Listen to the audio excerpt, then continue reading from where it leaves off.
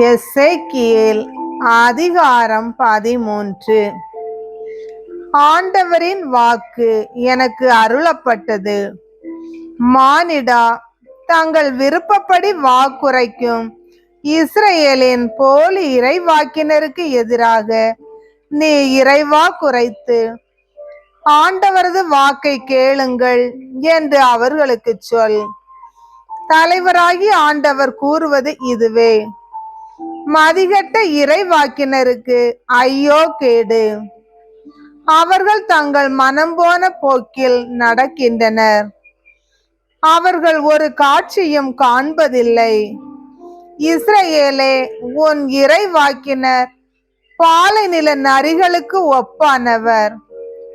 ஆண்டவரது நாளில் நிகழவிருக்கும் போரில் இஸ்ரவேல் வீட்டார் நிலைத்து நிற்பதற்காக நீங்கள் அவர்களை சுற்றியுள்ள மதிலின் உடைப்புகளுக்குள் ஏறி சென்றதும் இல்லை, அவற்றை பழுது பார்த்ததும் இல்லை.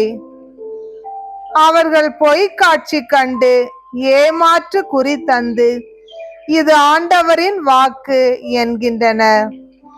அவர்களையோ ஆண்டவர் அனுப்பவே இல்லை. நீங்கள் கண்டது பொய்க்காட்சிதானே? நீங்கள் தந்தது ஏமாற்று குறிதானே? நான் ஒன்றும் உரைக்காதிருந்தும் இது ஆண்டவரின் அருள்வாக்கு என நீங்கள் சொல்லலாமா? ஆகவே தலைவராகிய ஆண்டவர் இவ்வாறு கூறுகிறார்: நீங்கள் புனைந்து பேசியுள்ளீர்கள், பொய் காட்சிகள் கண்டுள்ளீர்கள். எனவே நான் உங்களுக்கு எதிராக இருப்பேன் என்கிறார் தலைவராகிய ஆண்டவர். பொய்க்காட்சி கண்டு ஏமாற்று குறி தரும் போலி இறைவாக்கினருக்கு எதிராக என் கை இருக்கும். என் மக்களின் அவையில் அவர்கள் இரார்.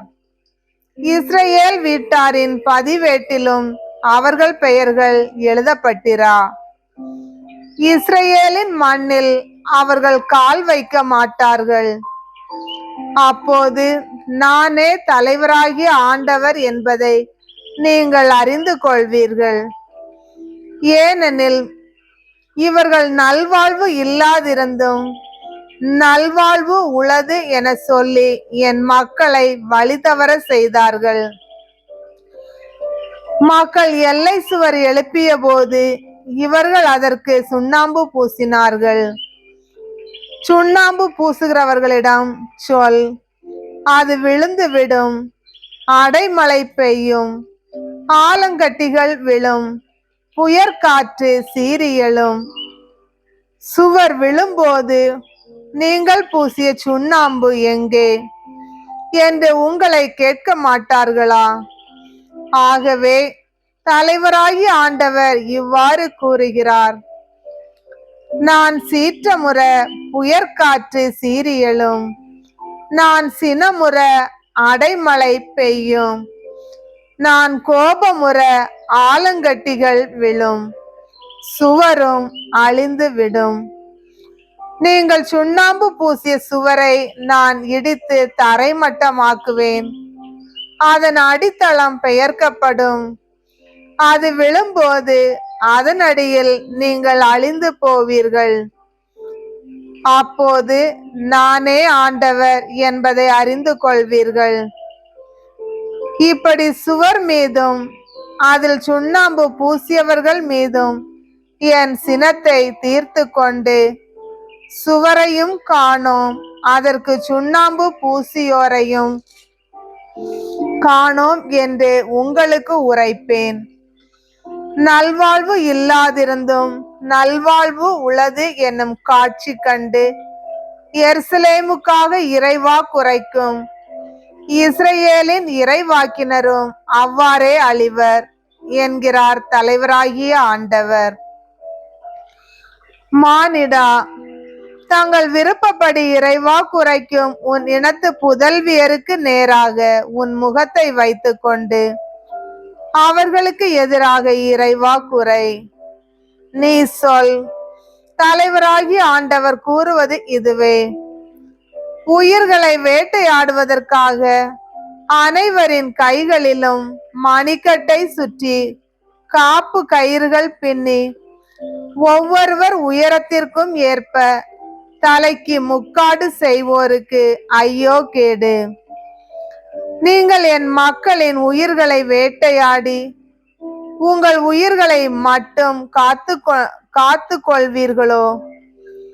கைப்பிடி அளவு வார்கோதுமைக்காகவும் சில அப்ப துண்டுகளுக்காகவும் என் மக்களிடையே எனக்கு களங்கம் விளைவிக்கிறீர்கள். பொய்களுக்கு செவிசாய்க்கும் என் மக்களிடம் பொய் சொல்லி சாகாமல் இருக்க வேண்டியோரை சாகடித்து உயிரோடு இருக்க கூடாதோரை உயிரோடு காத்துள்ளீர்கள். ஆகவே தலைவராகி ஆண்டவர் இவ்வாறு கூறுகிறார்: பறவைகளுக்கு வைப்பது போல் உங்களுக்கு கண்ணி வைக்க நீங்கள் பயன்படுத்தும் காப்பு கயிறுகளை நான் வெறுக்கிறேன். அவற்றை உங்கள் கைகளில் இருந்து அறுத்தெறிவேன். பறவைகளைப் போல் நீங்கள் கண்ணி வைத்து பிடிக்கும் உயிர்களை நான் விடுவிப்பேன். உங்கள் முக்காடுகளையும் கிழித்தெறிந்து என் மக்களை உங்கள் கைகளில் நின்று விடுவிப்பேன். இனி அவர்கள் உங்கள் கைகளில் சிக்க மாட்டார்கள். அப்போது நானே ஆண்டவர் என நீங்கள் அறிந்து கொள்வீர்கள். நான் தளர செய்யாத நேர்மையாளனின் இதயத்தை நீங்கள் வஞ்சகமாக தளர செய்தீர்கள். தீயவர் தாம் தீய வழியினின்று விலகி தாம் உயிரை காத்து கொள்ளாதவாறு வலுப்படுத்தினீர்கள். ஆதலால் பொய் காட்சியை இனி காண மாட்டீர்கள், குறி சொல்லவும் மாட்டீர்கள். உங்கள் கைகளில் நின்று என் மக்களை விடுவிப்பேன். அப்போது நானே ஆண்டவர் என நீங்கள் அறிந்து கொள்வீர்கள்.